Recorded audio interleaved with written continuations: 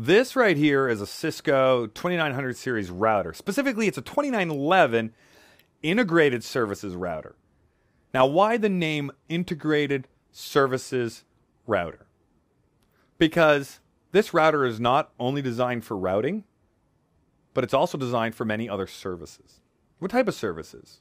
Well, we could use it as a firewall by adding a firewall module to it. We could use it as a voice gateway by providing the appropriate modules so it can be a voice gateway. It could be a switch if we provide the right module for it to be a switch. It can be a router, which it is by default.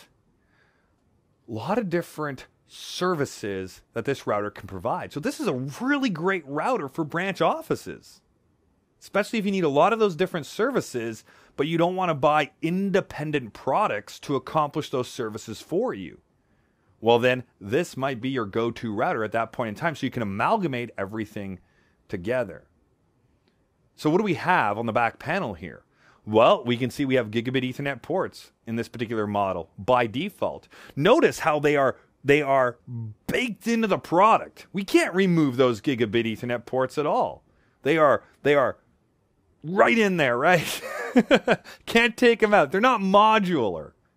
They're not modular like a lot of the other interfaces that we have. We have an auxiliary port on this router as well. That auxiliary port is for modem connections. Why might I want to connect this to a modem? Well, what if we ever lose management connection to this device? Well, then at that point in time, we might need to ring it up, give it a call, connect the modem to the auxiliary port, and we'd have the capability of doing that. Then we also have our console port.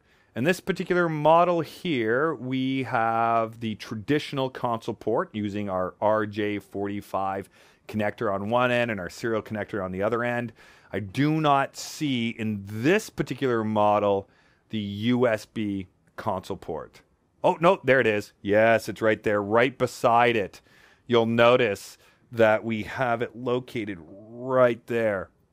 Right there. There it is. USB console port.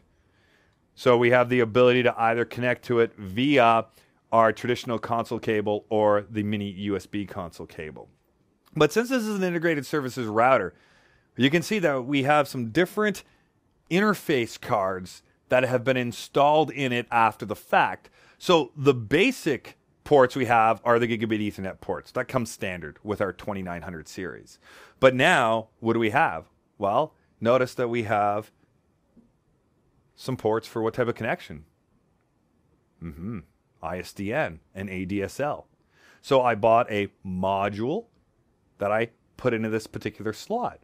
We have some serial interfaces as well. So here's our serial interfaces using the smart serial connectors. Again, it is a specific module that I purchased and I put it into the slot. We have fast Ethernet ports. Ooh, really? Yeah, Ethernet ports. Well, how do these ports differ from these ports over here? Well, the ports on the far right-hand side, those are gigabit Ethernet ports that are router ports. Layer 3 ports that we can put IP addresses on. This is going to allow us to create different local area networks, different broadcast domains, where in this case, these ones are pure layer 2 switch ports.